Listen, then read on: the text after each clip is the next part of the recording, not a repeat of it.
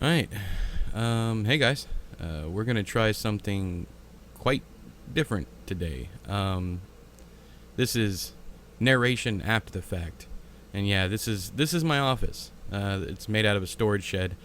I've tried green screen content. I've tried all different kinds of stuff out here. This is not where I film the videos. Where I film the videos is behind me. That was a jump cut, by the way. You're going to see quite a few of those. I don't know what's on my butt. Don't pay attention to that. But I am currently reading at this time, I was currently reading John D. MacDonald's Nightmare in Pink and Witchcraft at Salem by Chadwick Hansen. Still reading that one, but I have since finished Nightmare in Pink. You will see that later. Also, go buy my book, The Last Freak Show by S.E. Johnson. Book 1, Flame and Fortune. Go buy that. Hey. Yeah, so this is going to be weird. Hang on. I got glasses. Yeah, I forgot about that. And we go for about an hour. So this is literally the entirety of the video. Just me sitting here talking to you, seeing how your day's gone, or your week. I think I'm going to do these. I have 12 episodes ready so far. Those 12 episodes are literally just me sitting in this chair reading, for you guys to have something to hang out with while I'm not while when I am gone. I talked about this on a live stream, and I want to get to the point and get it out there and get it over with. But right up front, there's something that I've been telling all of my friends: do not mourn me before I'm gone. It might feel sad. You might be brokenhearted. You might be happy that I'm gone. Who knows? I don't know all of you. And what was it Bilbo said? I don't know half of you as well as I like, and I know the other half of you as well as you deserve, or something like that. That is a quote from Lord of the Rings. But anyways, so yeah, I have polycythemia vera, and that is a condition where your blood thickens for no discernible reason. I have had many tests done, and every single doctor I've gone to has said yes, it's polycythemia vera. Basically, my blood is thickening. There's nothing I can do about it. I can take heparin and other blood thinners like aspirin, so on and so forth. I can take that stuff, but eventually it's just going to get so bad that yeah, I'm just going to be a walking blood clot. I've had this for quite a while. They'd been trying to figure out what was going on, what was happening with me, because when they did my doctor did the last lab tests, she said, okay, we need to figure out if it's cancer. It was not cancer, and so then they thought, okay, well, it's sleep apnea. I told her that can't be because, first off, I have a history of in the medical profession, so I knew it couldn't be sleep apnea because I was having very lucid dreams. I was waking up rested in the morning after as little as 4 hours of sleep. My wife Shell said I snore very, very rarely. Also, I am a side or stomach sleeper. Most of the time, it's stomach. If you hear me moving around, I'm adjusting. I still have the back problems. Same oldie. Just different types of videos. Anyway, so again, I have polycythemia vera, and the best possible case scenario here is that one day I just do not wake up. As far as my death, I could throw a clot and have a stroke. I could throw a clot and it go into my lungs and not be able to breathe. There's a bunch of horrible ways I can die, and yes, I am laughing. But what I'm doing here is literally just making videos for those of you that care about me, that whether or not you think it's reciprocated, that consider me a friend, like the sound of my voice, people who are going to want to hang out with me after I am gone. I do not have an expiration date. That's a very famous saying. I do not have an expiration date, and neither do you. So do not mourn me before I'm gone. I could be here until tomorrow, and you might not see another video from me at all. I'll get to that in just a second, my plans. or I could live another 40 years. Who knows? I'm a fat dude, so I'm definitely not going to live another 40 years. Also, with this condition, I don't have a lengthy time frame that to be. But I'm comfortable with this. I know I'm kind of pausing and stumbling and whatnot. It's because I don't know how to do this. I don't know if you guys are even going to like this, and honestly, I don't care. I'm going to put these up. Also, you're going to see my son Chris come in and out of frame. He's been reading with me a lot. He's getting into Stephen King. I think at this point he's not reading King. He's reading something else, and I told him to show. Show the book that he's reading and show what chapter he's on and whatnot. Also, if you guys want to buddy read any of the books that I am reading in these videos with me, I believe I'm all the way up to Holly at this point. So I've read Nightmare in Pink. I'm still reading Witchcraft at Salem for a project that I'm working on. No, it's not your typical Salem witch trial book. I'm not doing nonfiction. I'm not doing any of that stuff. I'm not doing fiction set in the 1600s or any of that. I'm doing a modern day novel that I'm working on, that I'm putting a lot of effort into so that I can get things right. But you'll see Chris, as I was saying, you'll see Chris come on and off, in and out. But I've read several books during the course of this, but I think most of the video that I captured is of Holly. Me reading Holly. I'm still not done with that one. But just to talk about Holly for a second, because I ramble. You guys know that. If you've been to live streams, you know how these things go. I'm reading Holly, and I'm enjoying it this time, but not because it's a good thriller. I'm enjoying Holly this time because I am looking at it because I don't know if I'll ever get a chance to review it, so I'm talking about it here. If you read it as a dissection of mother and daughter relationships and how tumultuous and wrought with strife, the writer in me coming out there, cringe, hell yeah. Oh yeah, he's reading Black Sunday by Thomas Harris. That's Chris is reading. But if you read Holly as a dissection of mother and daughter relationships, how not traumatic, but how that can affect both women's lives, then I think you're going to have a much better time. And I latched on to that thought while reading because the two things are happening. There's the character of Bonnie, who's been kidnapped, and her mother Penny is very, very worried about her, but they did not have a great relationship.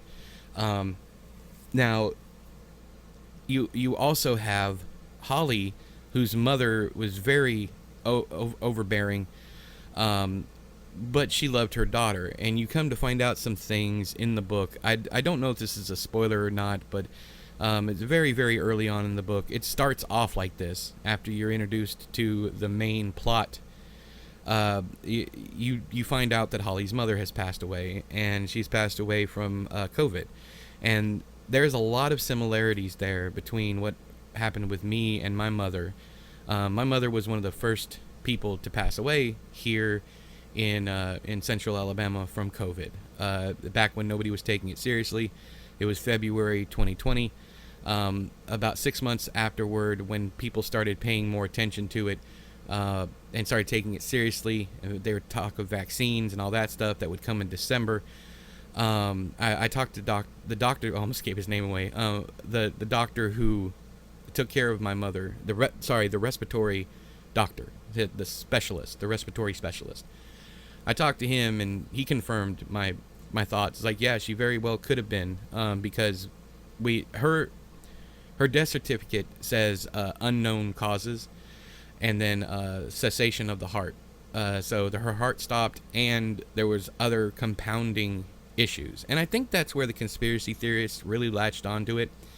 And they were like, oh, well, your mother died of a heart attack. Yeah, she did. Her heart did finally fail, and that's how she died. But her heart failed because she couldn't breathe.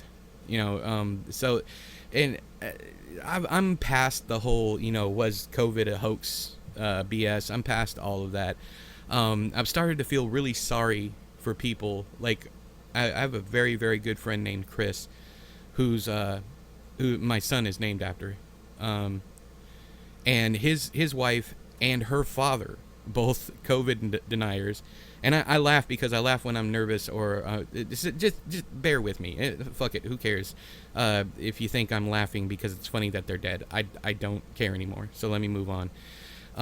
Both of them died of COVID, and they were COVID deniers. All that. You had people like Herman Cain, some pretty high end people who passed away that were like, COVID doesn't even exist. It's like, if you firmly believe that these people died of a hoax, then okay. I mean, more good on you. But one thing that my side of the table thought was going to happen that didn't happen was the idea that COVID had killed so many Trumpers that we wouldn't have to worry about him again. And though we were wrong as hell about that, weren't we? Anyways, but once again, either he's going to destroy the country or he's not. I mean, he tried the first time. He's getting closer this time. He's shipping off, actual American citizens. He is putting targets on people. Everything. He's just following the playbook, the fascist playbook. And again, I don't really care if you don't believe it or not. Tony or Ryan or any of you guys out there that think I'm full of shit, that I'm the crazy one. That's fine. I'm gonna be dead soon anyways, so I don't care what you believe. But I would tell people that are on my side of things to keep fighting, to fight until you can't anymore. My fighting days are done, because I can't do much walking. I can't be up and moving around too much, because I do have a DVT, which is a deep vein thrombosis. It came across because of this, and I'm on heparin for it. All that stuff. Basically, it's a clot in my leg that's about 2 inches big. I've seen worse. I've heard about worse. My brother-in-law has one that is it's his femoral artery. No, not art. Sorry, you don't get clots in the. I don't know if you can or not. I'm not well versed in that, but I know he has a 2-foot clot in his leg, and he's not supposed to be walking around, but he is also. I'm gonna let you guys guess what political affiliation he is. But anyways, yeah. So I'm trying my best to be around for as long as I possibly can. But going back to Holly, I am gonna. It's gonna be a completely these are gonna be an hour long. So, if you want to watch some bits and pieces, if you want to skip forward, I don't know how you would know that I'm done with a certain topic. But I jump around. If you watch the live streams, I jump around. This is what we're gonna do here. That's the last time I'm gonna mention that. If you do not know that I jump around, now you know that I jump around. And we are going to make this circular, and we are going to cyclical, and we're going to come back to the point, which was Holly and COVID and all that stuff. The first time that I read it, I didn't like it because I was dealing with my mother. That's why I brought up my mother's death. And that was of COVID. And in the book, Holly's mother dies of COVID. And she has people in her life, Holly does, who do believe in. I just also find it so funny that you can choose to not believe in real things. It's like the fictions abound, and things that are irrefutable, people actually dying from something, hundreds of thousands, millions of people dying of something, and you just like, I choose not to believe. I choose that it's a hoax. That laughter is honest. It is funny to me. That people can be so oblivious. But then again, I know you guys that think that way think the same way of me. My oldest child is trans. I know you think that's a mental issue, but you don't know Dan like I know Dan.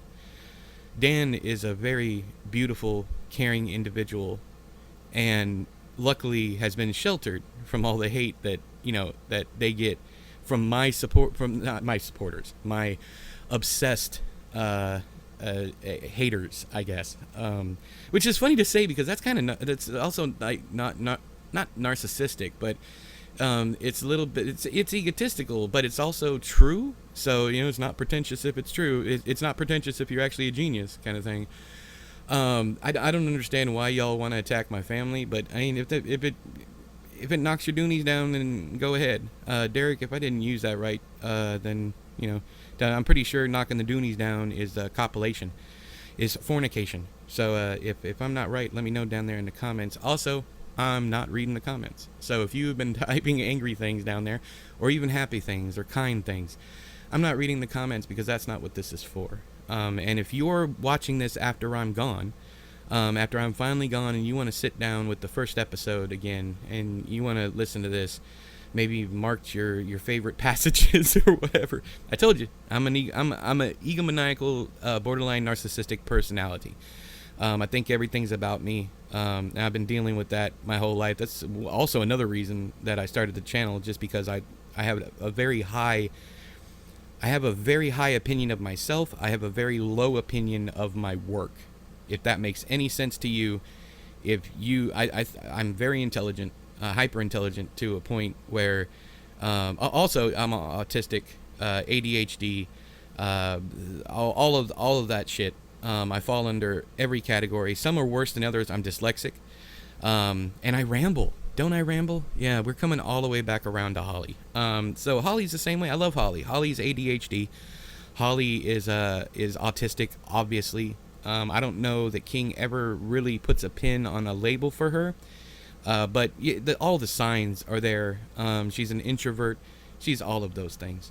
And I love Holly to death, but I really, really do not like this book because of the mirror that it holds up to my own life. You're going to see this also, where I will put, I want you guys to take breaks if you're watching this and you're listening to this. So every 30 minutes you will see me get up. There will be a jump cut to me sitting back down. After that, that is me leaving. That is me coming back. Also, the quality of the videos will be getting much, much better, because I realized that there wasn't enough light. I don't know what I'm doing here. I'm taking a picture of what's going. Maybe I'm taking a picture to show you guys here. He said, okay. I don't know what I'm doing here. I don't know what. I have this lanyard, this Nightmare Before Christmas lanyard that Dan gave me. It's, I don't know. I wanted something for this first episode. Shout out to them in case they ever want to come back and watch this after I'm gone. You know what gave me the idea for this video? Let's talk about that real quick. What gave me the idea for this video is my wife just recently, we'd been using my mother's old Pixel, the Google Pixel phone, while we were at work. And most recently, we switched because we were having issues with that one. It's on a different network. Under my sister's account, under AT&T, we have Verizon. To get a better signal for work, we decided to swap phones. And when we swapped phones, Shell, my wife, took my mother's old phone as her own personal phone. And then her personal phone became our work phone. Well, what happened when that happened is that I called Shell, and she hadn't changed the voicemail. So I heard my mother's voice for the first time in 4 years. And it was just, hey, you've reached her name. Leave a message after the beep, and I'll get back to you as soon as possible. And it probably should have broke my heart, but it made me very, very happy. It made me smile. And I was like, you know what? I'm not going to feel bad about this anymore. I refuse to feel bad about this anymore. I do not have an expiration date. I could keel over. We're going to talk about this in a second. I could keel over in the middle of one of these videos, or the narration, and it'd just be over. So, or I could live another 40 years. Who knows when I'm going to go. But it'll be here for people to come back to. It'll be here for people to sit with me for a while. Or if you're having a bad day now and you just want your friend, then yeah, come back to these videos. Okay, so as far as my plan, I don't know if I finished any of those other thoughts. If I didn't, I'm sure I'll get back to them. Actually, I'm not sure I'll get back to them, but if I don't, then I don't know what to do at this point, because like I said, I'm not reading the comments. That this isn't about any kind of promotion or anything. That's why in the future episodes you won't see that bit with my book up there. S.E. Johnson is a pen name, by the way. I think all of you know that already. If you don't, then you know now. Anywho, so as far as my plans are concerned, my plans are as such. I am going to be posting 2 videos a week for at least the next 12 weeks. As of right now, that's what I have done. I don't know when they're going to release, but whenever they do release, let's say if they release on Tuesday and Thursday this week, they'll be Tuesday and Thursday for the next week. And I'm going to go ahead and upload all of the second videos, which are literally just me sitting reading without any narration whatsoever. And then the videos like this will be out also. I know that might be a little confusing because I said it very confusing, but let's say right now, hypothetically, that the release schedule is Tuesday and Thursday. On Tuesday, you're going to get a video of me narrating over it, just talking about what's going on in my life, asking you how you're doing, how's your mom and them, that kind of stuff. And then just me talking about random thoughts, if I have anything to say about politics, religion, books, movies, all of that stuff. I'm probably going to review Sinners in the next video, just to have something else to talk about. But anyway, so that would be the Tuesday video, and then the Thursday video, this man is talking and reading at the same time. Look at him, he is talking to his son and reading at the same time, and maintaining the information. How's that? So anyways, so the Thursday video will literally just be silence and me sitting there reading. That's it. If it ain't your cup of tea, it ain't your cup of tea. Just go on about your business. I mean, honestly, that's all you should be doing anyways. Tony and them, I'm talking to y'all. I don't hate you. I don't even know you, man. I don't know any of y'all. If you don't, Tony and them, Tony is what I call, is my first bully in school. The first bully that I remember anyways, his name was Tony. In fact, if you go back and read Bay's End by Edward Lorn, that's me also. I know it's confusing. If you're just now coming across this, all this is going to be confusing, but you'll be all right. There's a book out there called Bay's End, and no, the apostrophe is not a typo. The town founder, Francis Bay, that the town was his end, so Bay's End. Hush. Anyways, if you go back and read that one, the bully in that book is named Tony Marchesini. And this is actually the name. The dude's been dead for forever. He died in a car accident just after high school. So I outlived you by over double your lifespan. So haha to you. You never got a chance to get older, and that brings me a great amount of joy.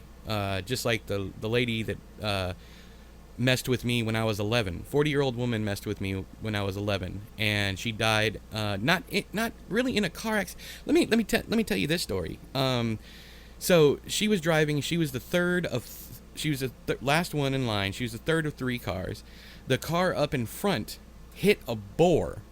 The boar was catapulted up over the middle car and went through the windshield of her car and decapitated her.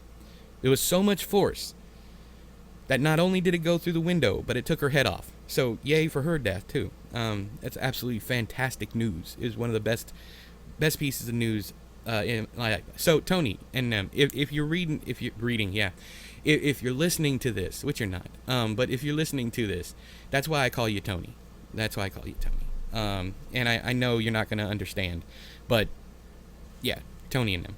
So if you guys hear me talk about Tony and them, that's who I'm talking about. The people that harass me, who pop up on Blue Sky, who pop up on Instagram, all the other places that I've been, all the different names I've been, all that stuff. Because some of the names are connected, like Ward Nerdlow, Edward Lorn. There's another one that I don't think y'all have put together yet, but it's all using the letters from Edward Lorn, because even Edward Lorn is using the letters from someone else that you guys haven't put there's so much mystery. But that's what I'm talking about with ego, thinking that I'm important enough to leave a trail of breadcrumbs all over the place.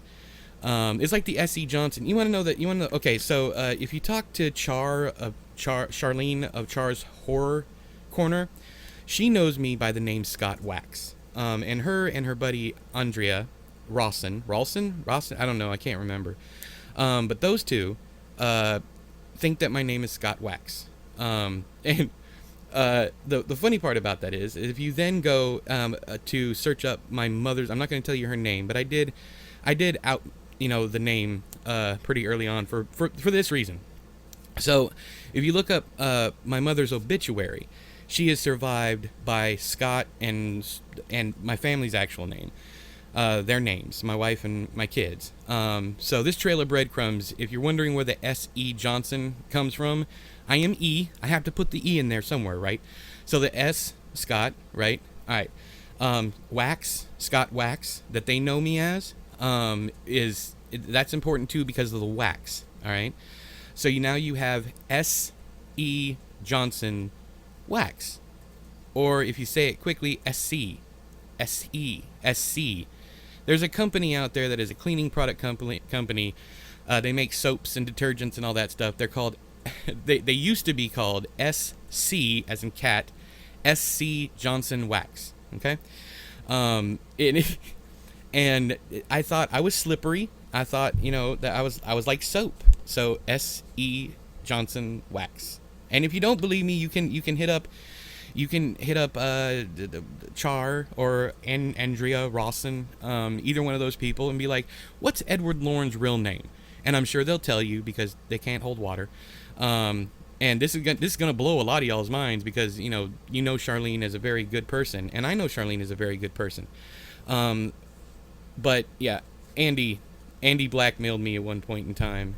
And it was a whole mess. I find it funny now. Back then I was just like, I can't believe it, all because I said I don't know how to explain to you that I made a mistake. And I couldn't believe, for my autisticness, I could not believe that Andy took that as I thought she was dumb. And it was literally like, I don't know how to convince you that I made a mistake. And it was me owning a mistake. And then she decided she was going to out me to, whatever. But luckily, I don't trust anybody. My real name isn't on the internet anywhere. Even my credit cards are in my dead father's name. I don't trust anything online, and neither should you. But yeah, go talk to them about me. And they'll tell you it's Scott Wax. Some people have another name for me, but that doesn't play into the S.E. Johnson thing.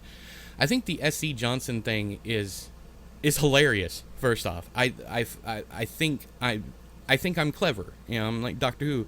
I'm clever. That kind of shit. Sorry to anyone listening this who has an actual British accent. I'm sorry that I have just pooped all over your accent. It is a beautiful accent.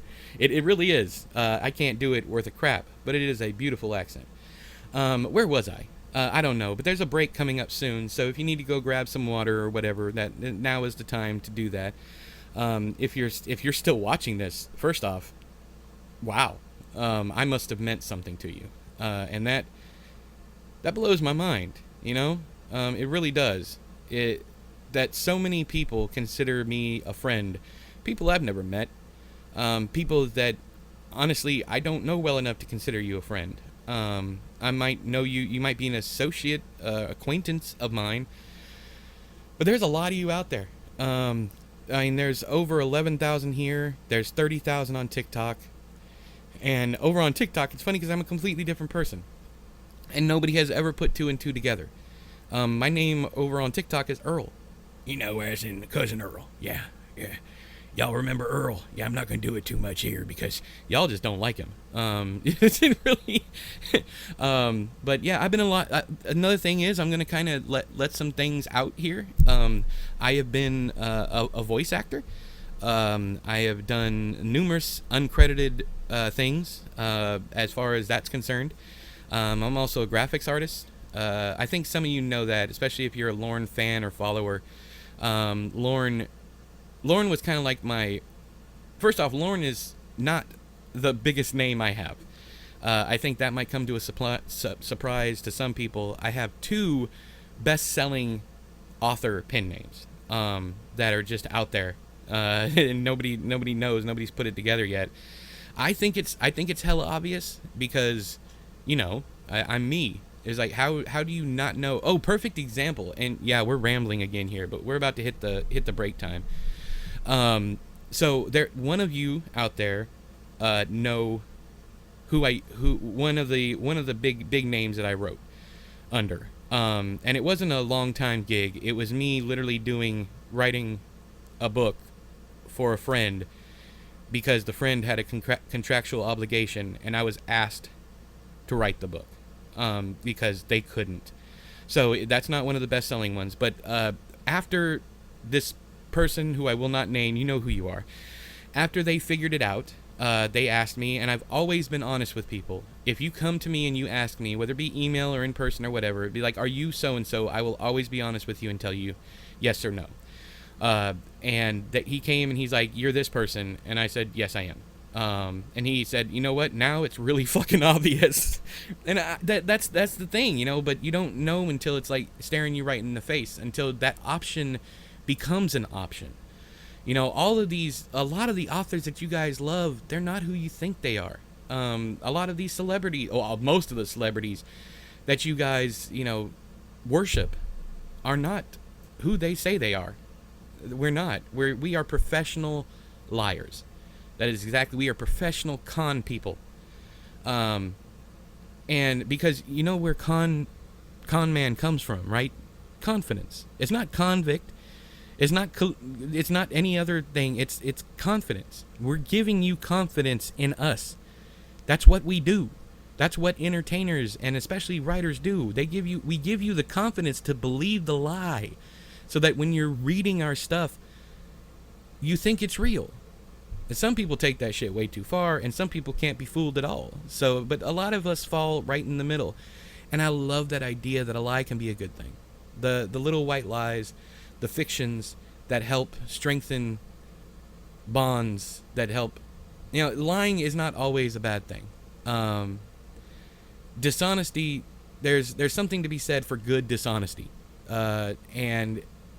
But then you have people who just, no matter what, will never lie. Now, there's plenty of stuff that I will never lie about. I will never lie about who I am. If you find out who I am, then I will tell you who I am.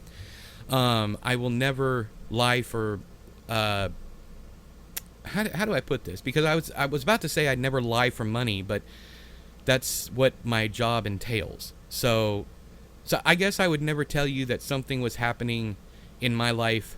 Okay, perfect example. I would never tell you that I need money because I'm about to be homeless just to go blow that money on whatever. Every single time that I've come to you guys, which is 2, over 10 years, 2 times I've asked for help. And you guys came. You guys rocked it out. You really did. I was blown away then. I'm still blown away now that you guys helped me. And it's the only reason why we still have a roof over our head. There's a couple of you that went above and beyond to help me, and that's Wayne, Sarah, Josh, Manly. There's a lot of people who came that night to the live stream that I could think over and over and over again. But anybody who gave any amount, I don't like holding other people over other people. And what I mean by that is, I don't like saying, okay, well, this person's more special because they gave more money to help us than this other person. They were just in a good position to be able to help more than other people. I firmly believe that some of the people who did not send money, if they had the money to send, they would have sent it. And I think that's where people get confused with charity. I think $1 is worth just as much as $10,000. Because if all you can afford is $1 and you're helping with that $1, sometimes you can't even afford that $1, but you feel like you have to give something. You are just as important as the people who gave 10,000. So this is me showing you chapter 10. Again, the second video of the week will just be me sitting here. It won't be anything different at all. It won't be any narration. You get a close-up of my belly meat, and then you get it coming back. And then I'm going to talk to Chris for a little bit and sit my fat ass down. You notice I'm being a little more liberal with my language here in the second half of the video, because you get videos can get I don't care about the monetization. That's not what this is about.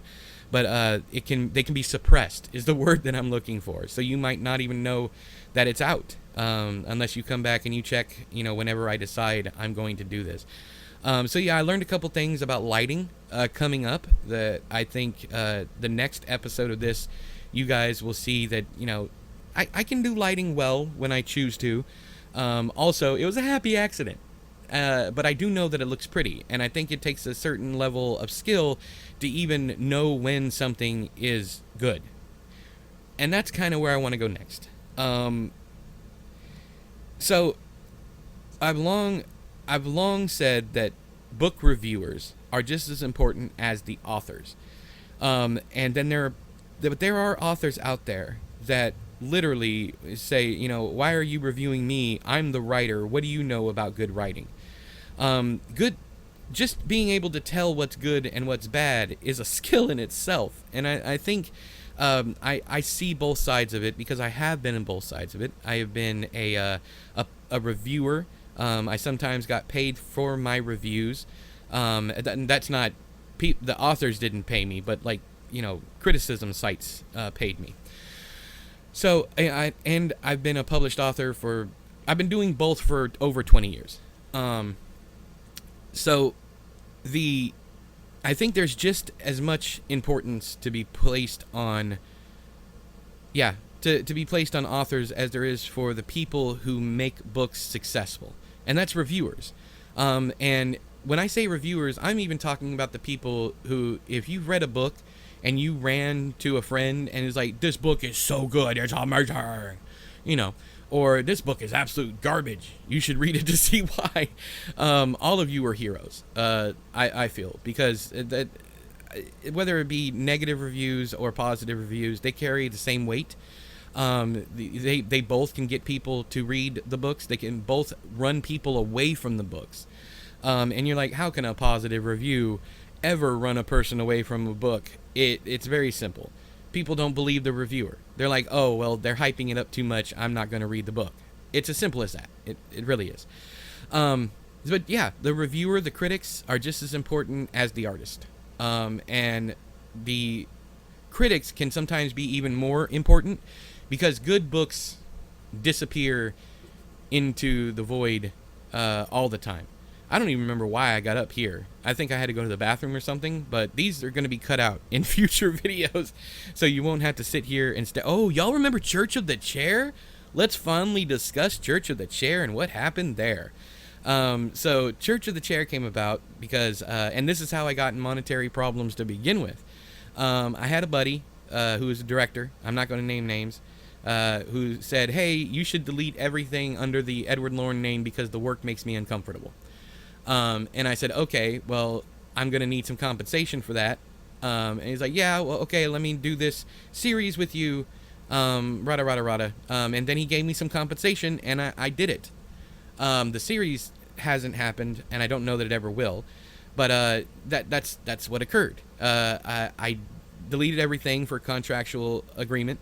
The channel changed from Edward Lorn to Church of the Chair, and that the rest is history. I took down all the videos. I don't know. What's it called?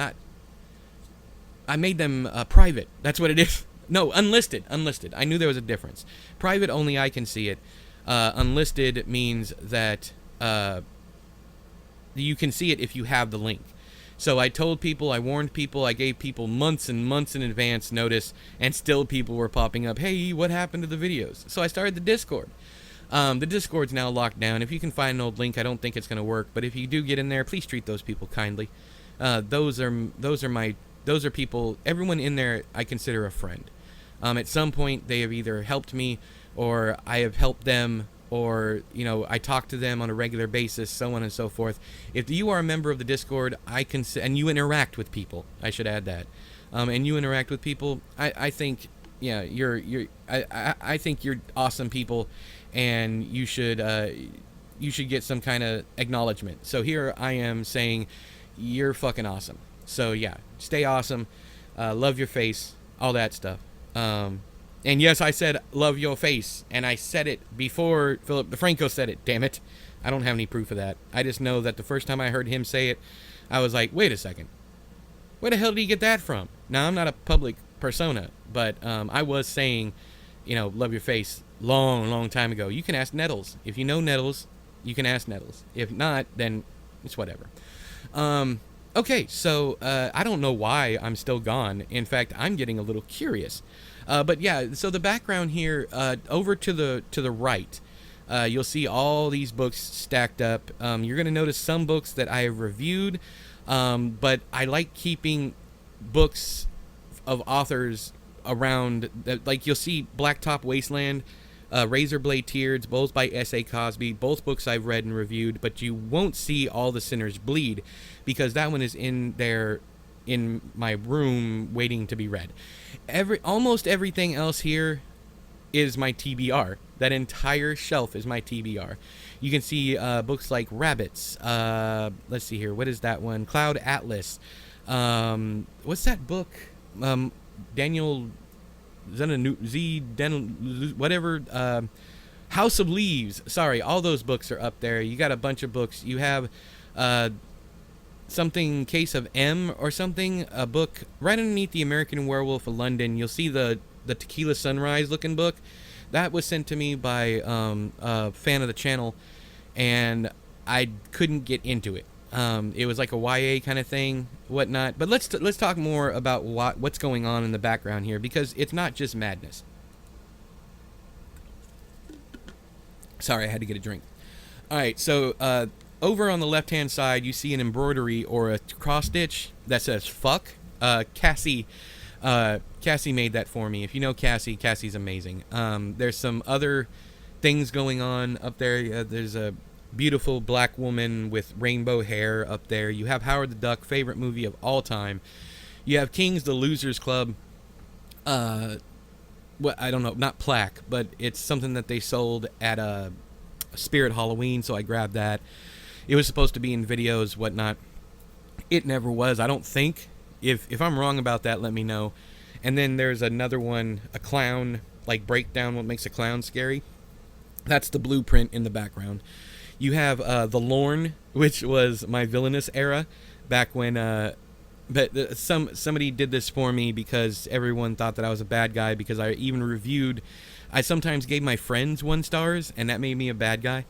The bookshelf all the way to the left is all National Book Award winners, or what I consider high literature that I need to get to eventually, maybe.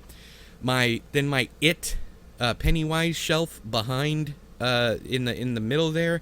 You also see it's kind of clown themed also, because I have a Killer Clowns from Outer Space mug right there that I was supposed to send Haley Piper, but I never did. I'm sorry, Haley, if you hate me. I apologize. And then up here, Max Stark, who's an amazing person. I haven't talked to him in ages, but I do thank him in book 2 of The Last Freak Show when that comes out. It will be coming out. Along with these videos, I've told Shell to upload all that stuff. So that's my plan, to upload all this stuff if I do end up dying before I upload it. So that's Max Stark's digital painting of the Crimson King. So you have the ball, Merlin's ball or whatever. I can't remember. It's been a while since I read the series. The pink grapefruit kind of deal, crystal ball, and then you have the Crimson King in the background. You can't really see him. But my favorite thing ever, my niece gave me, is up there. It's in between the American Werewolf in London poster and the Crimson King poster. It's a mashup of Nightmare Before Christmas and It. So you have like a Tim Burton designed Pennywise. That's what's up there. Now, as far as the green in the background, yeah, that was supposed to be a whole thing. I don't know if you guys remember my review of Fairy Tale and my Thursday Theorist of Fairy Tale, but there was a ugliest green background in the background, because what I wanted to do was I wanted to put like a field of roses or something. Every video I was going to do a different green screen, but I could never figure out how the green screen worked. So yeah, I have 2 walls in my office painted green that I never did anything with. And now I'm going to start covering them up with posters. You're going to see more in future videos if I get past these 12 videos. So the next 12 weeks, you have videos coming. And Tony and them, if I don't do it, I don't do it. I mean, it's whatever. There's some nuance. Dude, there's just nuance. I know you're not listening, but one of Tony's most recent complaints is that I never finish series. These series were never supposed to be finished. They were supposed to just keep going and going and going, and to some extent they will. But Thursday Theorist, the Stephen King reviews, Is It Nasty, Top 5 Friday, all those things, I'm not a content creator. I'm not. I did this as a hobby. It was fun. It was. The optimal word being was. It was fun. It stopped being fun after my mom died. And that's when I stopped doing everything. That's when I just kind of... I mean, who spends $10,000 renovating a shed into an office so I can shoot videos and have backdrops and all this other stuff and just gives it up? Who does that? I mean, I'm sure there's people out there that will and have, but, you know, the reason why those things stopped showing up, the reason why those videos stopped popping up in your feed was because you stopped watching them. And maybe not you, but everybody. You know, people just stopped caring. And part of that was TikTok. And that's not me complaining. That's just me understanding, because I went over there and made damn good money for a while doing Earl. And I was getting $500 a month over there. It's insane that people love those videos. And then I stopped doing Earl and I started doing me with occasional, you know, special appearances by Earl, because I was doing political commentary. I was doing political stuff over there, where, you know, I was trying to piss off as many people as I could, and it worked. One thing that I love about MAGA is that they are so gullible, that all you got to do is say, hey, look, this is my opinion, and they will come in droves and boost your engagement, your views, all that stuff. I've made so much money off of MAGA, and I hope that you guys do too. All you have to do... It's me sticking my tongue out at Chris. Anyways, that... I don't even remember what he said there, but he said something, and I was like, man, fuck off. Anyways, but yeah, they're extremely gullible. You can tell because of who they support. I'm not saying that my side's not gullible too. We fall for shit all the time. But they are easier to make money off of because of their rage. Their rage brings the drama. People who agree with you will never... you will never make enough money if people agree with you.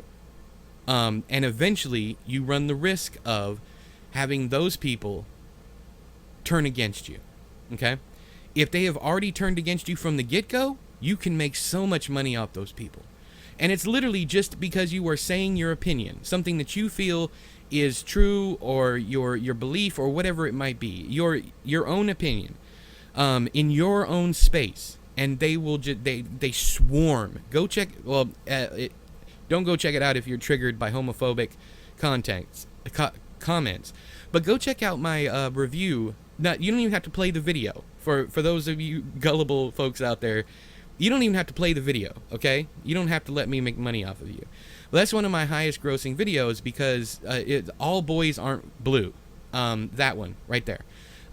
It's by George M. Washington, I believe. The book is about his journey, understanding and coming to grips with with himself being gay. I made that video because I read it and I enjoyed the book. People twisted my words in there, even though I was really careful with what I said. It's like, I believe that all sex is just all just flesh. If consenting adults make the decision to sleep together, no one else should have, any sway over, whether or not that's legal or illegal. As long as whatever you do in the privacy of your own home, if you are an adult and consenting, so on and so forth. I said all that in there, and people still popped up. You can read the comments. They've called me a devil. Imagine giving me that much power. A devil? Man, I'd love to be a fucking devil. Having the control over the evil of the world, that would be hella cool.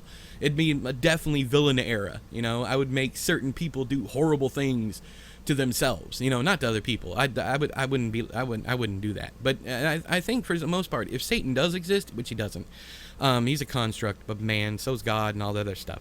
And I'm perfectly fine knowing that I'm going to die and it's going to end, because as Einstein said, the universe existed perfectly fine before I was born. It'll be fine without me.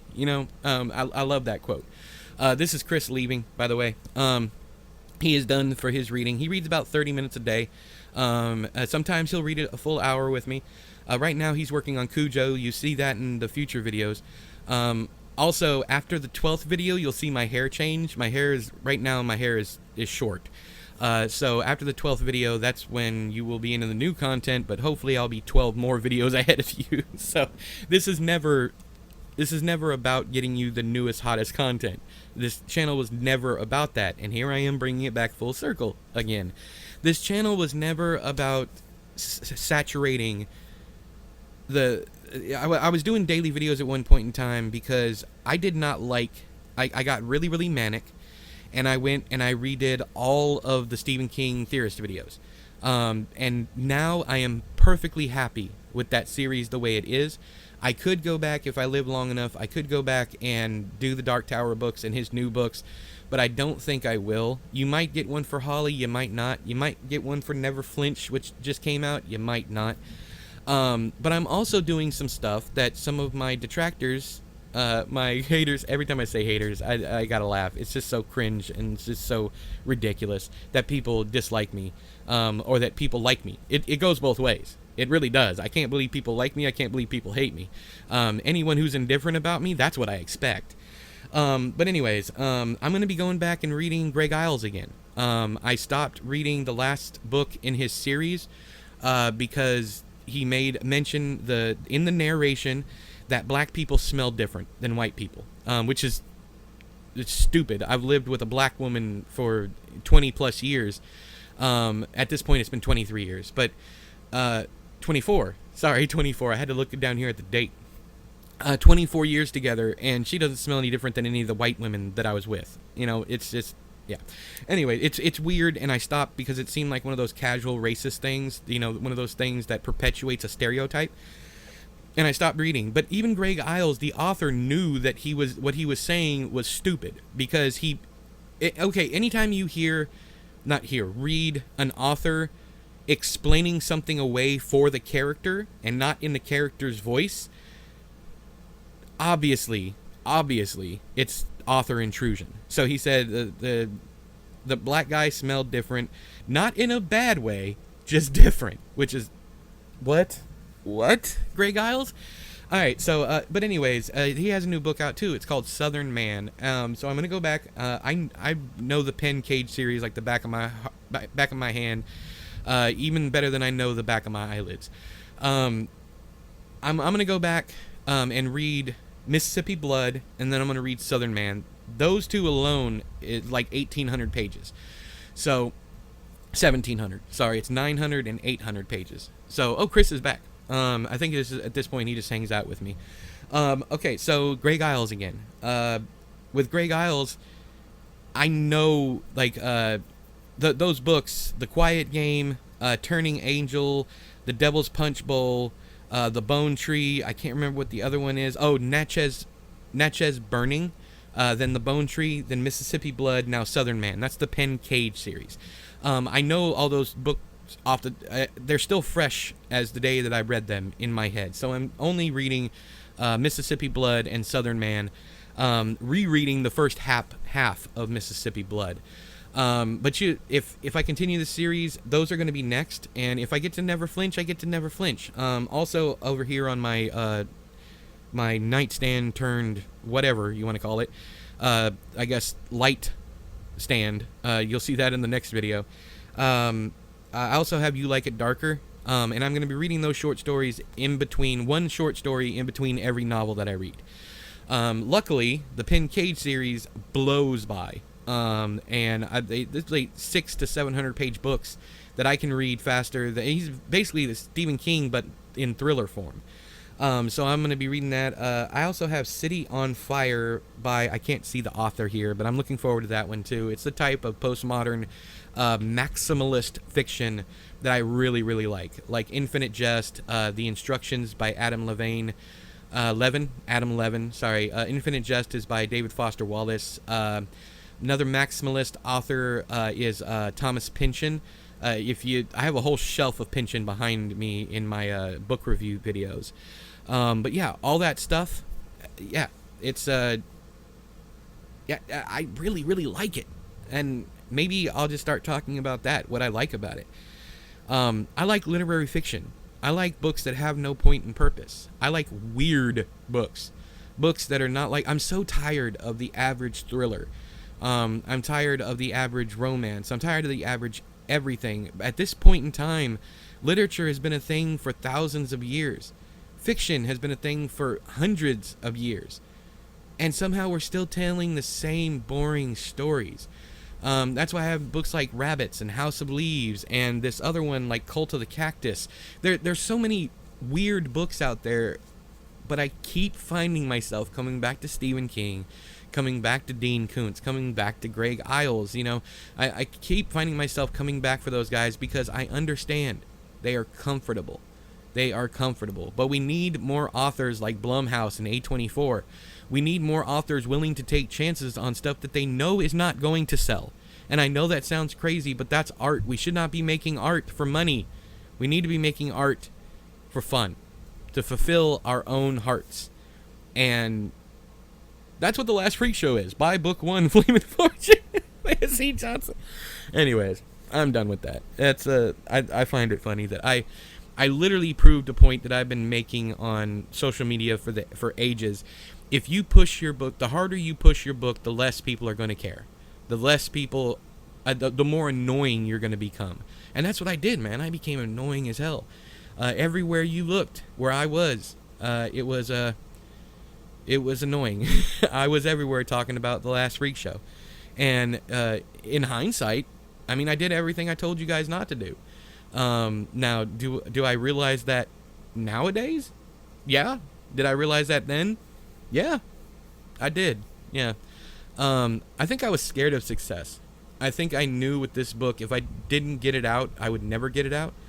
I knew with this whole series. They're still coming every December. I don't know why, but they are. And what I mean by that is I'm not making any money off of them. But I guess I'm now trying to make my point that the more you talk about a book, the more, as an author, as a creative, the more you talk about your own work and the less you talk about yourself, the less people care. Unless you're already famous. I gotta take a drink. We got about 10 minutes left. Oh Lord, have I really been talking for 57 minutes? That's mad fuck. If you're still here, type "I'm still here" down there in the comments, and I will do a search. I don't read the comments, but I will do a search on the page for your comment, and I will send you something. I don't know what, but keep an eye on that. No, actually, email me. Let's do it this way. If you are still here, email me with the subject header "I'm still here." That's all you got to do, and we'll work out something. You can tell me what you want, even if it's just like I'm not well off anymore. So, you know, if it's like a $5 gift card, I'll do that. But I'd just be blown away that you're still here, and I'd like to talk to you. Because I'd like to talk to you one-on-one. The more I think about it, the more true that becomes. I'd like to talk to you one-on-one. If you've been sitting here through all of this rambling for 58 tiresome minutes, about to be 59 minutes, if you've been sitting here this whole time listening to me talk, just because what? I mean, that's what I want to know. Why did you do it? Why did you care? I'm so used to people not caring. Why did you care? That's what I want to know. Why did you care enough to stay around, to hang around? Why? Why are you still here? Also, I don't know how well this audio is going to be. I'm literally using Audacity. So if you have to have your volume way, way up, I'm sorry. I apologize. Also, I'm I'm recording this audio all at one time. I'm not editing anything out. Whatever I say goes, son. So if some of this stuff doesn't sync up, I apologize. I always do this. I always give the disclaimer at the end of the video where I know nobody's watching. Like my viewer retention is terrible. It's like maybe 1 to 2 minutes in, because the vast majority of people that watch my videos never come back to my videos. They just, again, they don't care. Either that or they just watch the intro and whatnot, and then they go on about their business. So why am I doing this? Why am I doing this here at the very, very end? We still got like 7-8 minutes left, but why am I doing this? People are gonna miss me. Yeah, my family, they're gonna miss me. My friends, my close friends are gonna miss me. Darren, Derek, Nettles, Ty, y'all are gonna miss me. I know you're gonna miss me, and Josh even, but I don't think Josh will watch these. Yeah, y'all are gonna miss me, and that's crazy. Because if anything happens to you guys, I don't have this. I don't have a way of hanging out with you afterwards. I don't have a way to just sit and read with you. I don't have a way to talk about books with you. And that sucks. And yeah, this isn't going to be infinite. This is going to be finite. You are eventually going to have watched all of my stuff. And then there won't be anything left. But maybe more so than that. Maybe I'm more than borderline narcissistic and egomaniacal. Maybe I want to believe that you guys will miss me. So I am forcing it. I am willing it to be true by making these videos. I don't know, man. But here at the end, I can get truly honest with myself, if nothing else. And I think the honesty, that the thing that I need to say the most is, I need a fucking pop filter for my microphone, because I have been hearing myself this whole time, and it's driving me nuts. What, y'all thought I was gonna go darker on you? No. You guys know everything. This is the closest I've been to my real self. Edward Lorn is the closest to the real me. The absolute closest. And Edwin, here at the end, no one fucking cares. No one cares. So, and even if they do, they'll eventually stop caring. They'll stop paying attention. This is me going crazy. This is the start of my madness. I like that. This is the start of my madness. I'm gonna die crazy. It's gonna feel good too. It's just, you know, that's all crazy is freedom. When you finally reach that point where you don't care about what anyone says, that's freedom. That's true freedom. And I'm not going to go back and edit any of this out. I'm telling myself more than I'm telling you guys. You're not going to go back and edit any of this out. You're going to let this fly. You're going to let all the stuff fly. And in future episodes, you are going to continue to let things fly. You are going to out people that you thought you shouldn't out because maybe you were on the fence about, or you're going to talk about people that gave you insider information, and then retracted it and said, no, I'm scared. Looking at you, Todd. You know, there's a bunch of cowards in the world, and I have been one too.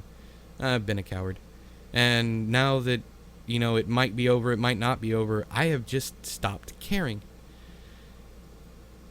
Yeah, I have. It's really, really nice. It's really uplifting to have this freedom. No wonder people are willing to die for this kind of freedom. For freedom at all. No wonder. Or maybe I'm just a really good storyteller. Maybe I'm not crazy at all. Maybe I'm a liar. Maybe I know you know that none of that was real. Maybe I know you know that it was real. maybe I know that you don't care either way. And maybe that's where we both are. And maybe, just maybe, here at the end, things get exceptionally dark. The narrator goes off on a tangent, starts outing his friends, starts pointing fingers, fucking pop filter, starts pointing his finger at people who don't deserve to be pointed out. Because so many of my friends, my real friends, my true friends, have been shit on by the world.